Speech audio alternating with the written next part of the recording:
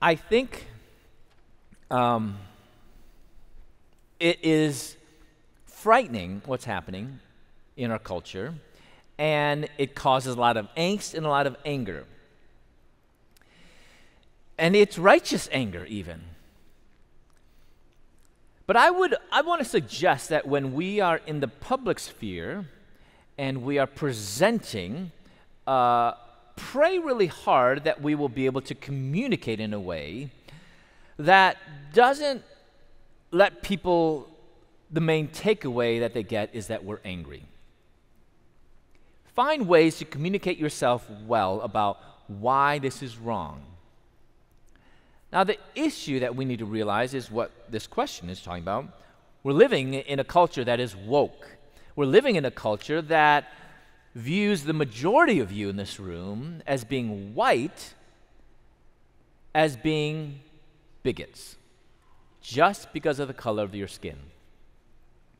Now, if that isn't racist, I don't know what is. But that's the world we live in. Which is kind of weird for me because somehow, just because of the color of my skin, people listen to me more. And I think that's totally wrong. I think that's not right. But, I still use it to say how wrong this racist wokeism is wrong. But you can actually use this critical race theory against themselves. How? Because the majority of you here are Caucasian. And I'm not holding that against you, but the world often does. Being Christian is also held against us.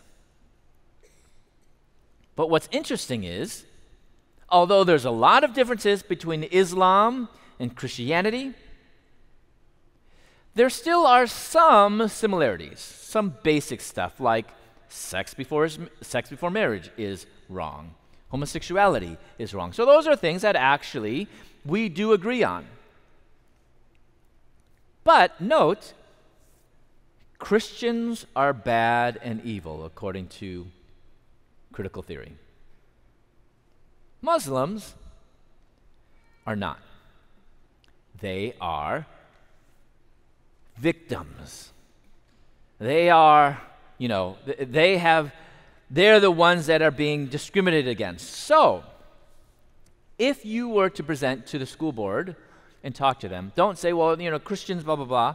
What I would say is, let's just say we have some Afghani refugees come. And they come to Post Falls.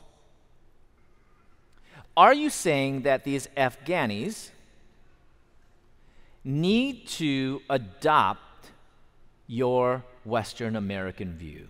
Your colonial view. Throw that in there too. Like you throw these, words that, because of course they're like, oh, no, I'm not trying to do that. I mean, do they have to adopt that view? Because wouldn't that be colonialism? See what they say. Because again, logic, essentially we're trying to force these views upon all these people, but what happens if people from Nigeria or people from and they don't, and Latin America, the majority of these people that live in the other, non-West world don't hold to the same views as our enlightened, regressive Western views of sexuality.